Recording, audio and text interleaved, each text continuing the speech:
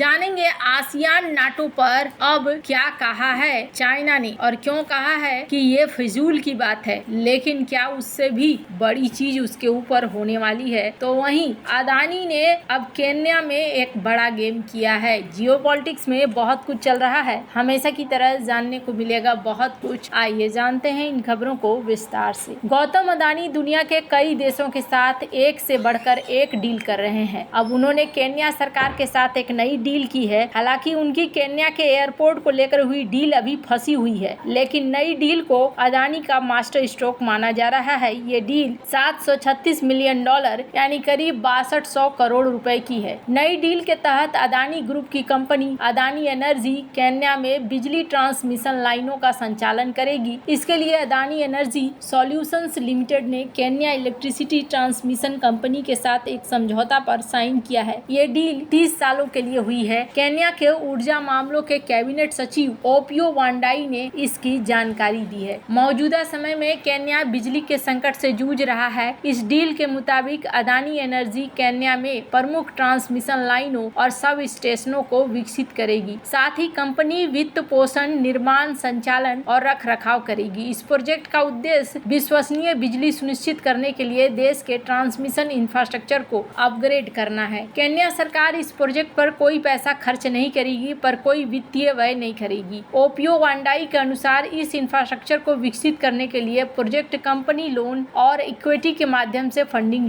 जुटाएगी। इस रकम को 30 साल की अवधि में चुकाया जाएगा। प्रतिस्पर्धी बोली प्रक्रिया के माध्यम से तय की जाएगी, जिसे कैटाक्रो और AESL द्वारा संयुक्त रूप से संभाला जाएगा। AESL 3 ट्रांसमिशन लाइन और 2 सब स्टेशन विकसित करेगी। अदानी ग्रुप का केन्या में ये दूसरा बड़ा प्रोजेक्ट है। इससे पहले ये ग्रुप केन्या के मुख्य एयरपोर्ट के संचालन के लिए डील कर चुका है। हालांकि स्थानीय लोगों के विरोध के बाद प्रस्ताव को रोक दिया गया। बता दें आपको कि केन्या सरकार ने देश के सबसे बड़े एयरपोर्ट जोमो केनाटा इंटरनेशनल एयरपोर्ट को अदानी ग्रुप को 30 साल के लिए लीड पर देने की घोषणा की थी। केन्या एविएशन वर्कर्स यूनियन ने अदानी की इस डील के खिलाफ है। इस यूनियन की मांग है कि इस डील को रद्द किया जाए। अब यहाँ पर एंट्री मतलब यहाँ पर भारत को एक और सेंध लगाने का मौका मिलेगा।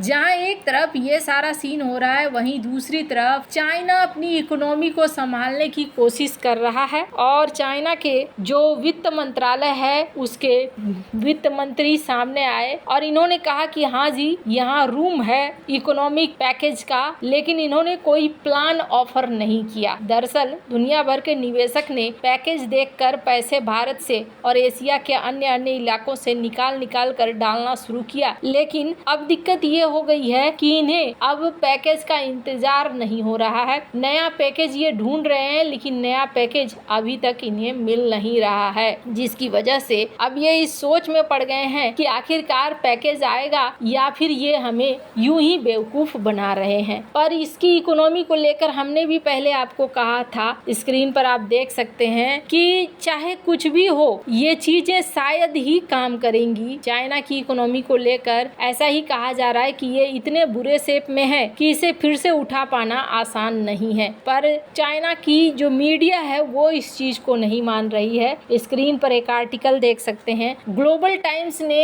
एक धमकाते हुए बात कही है और इस बात में इन्होंने कहा है कि आप सपना देख रहे हो कि आप हमारे इकोनॉमी को प्रभावित कर सकोगे। चूंकि जापान में अमेरिका के जो एम्बेसडर हैं, इन्होंने एक बात कही और इन्होंने कहा कि देखो, नाटो तो बनना चाहिए, लेकिन ये नाटो एक इकोनॉमिक नाटो बनना चाहिए, यानी एक ऐसा नाटो जिसके पास एक आर्टिकल हो और उस आर्टिकल को एक्टिव करने से ऐसा हो कि दुनिया के देश सारे इकोनॉमिक गठबंधन तोड़ लें चाइना के साथ। और इस तरीके के जरूरत है एक नाटो का। आर्टिकल 5 जैसे वहाँ पर रिलीज होता है, वैसा ही हम कर सकते हैं। तो इस बात पर चाइना ने क्या बोला है? इस बात पर चाइना ने कहा है कि तुम दिन में सपने देख रहे हो, ऐसा कभी भी नहीं होगा। लेकिन आपको बता दूं, ऐसी ही बातें चाइना ने कभी भारत को लेकर भी कहा था कि भारत हमारी जोड़ीदार बनना चाहता है, ऐसा बिल्कुल भी नहीं होगा। पर इसके उलट हुआ, बहुत सारी चीजें हो रही हैं और अभी आप देख रहे हैं कि चाइना खुद चाहता है कि भारत यहाँ पर इस साथ में आए और साथ आकर यहाँ चीजों को अब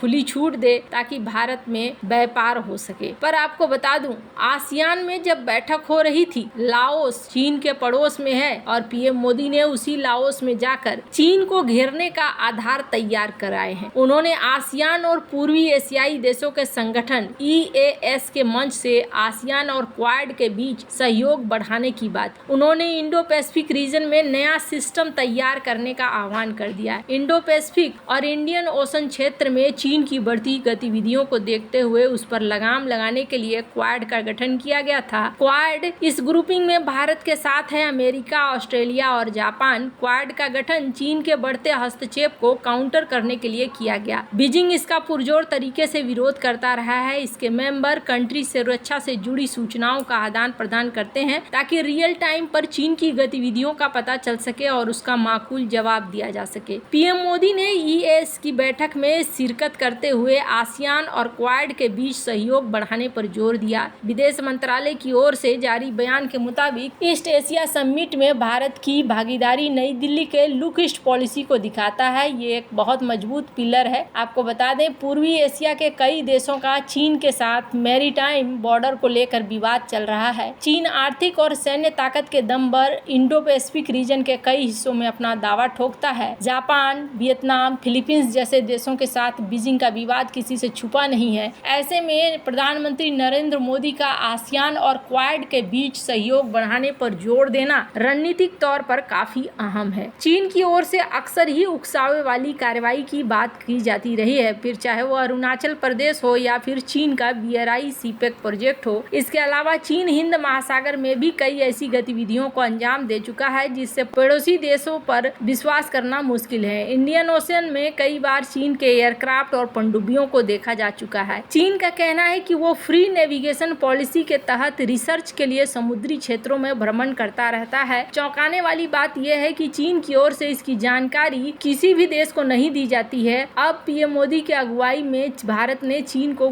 घेरने की कोशिशें तेज कर दी है। आसियान और क्वाड दोनों साथ आते हैं तो समझ लीजिए कि ये बहुत बुरा होने वाला है चाइना के साथ, क्योंकि क्वाड को लेकर भारत पहले भी कहता आया है कि ये जो संगठन है, ये संगठन हमने बनाया है आर्थिक तौर पर एक दूसरे की मजबूत करने के लिए, न कि ये कोई सैन्य संगठन है। अब जब ये सैन्य संगठन नहीं है तो आर्थिक तौर पर तो घेरा ही जा सकता है और ऐसा लग रहा है ये चीज बहुत ज्यादा काम की चीज बन रही है, क्योंकि अब क्वाड का असली चीज निकल कर सामने आएगा। और क्वाड और आसियान दोनों अगर साथ आ जाते हैं तो फिर एक अलग ही तरह की चीज यहाँ पर देखने को मिलेगी। वैसे आपको क्या लगता है इन सब मामले में, आपकी क्या राय है, कमेंट कर जरूर बताएं। जल्द मिलते हैं अगले वीडियो में नई खबर के साथ।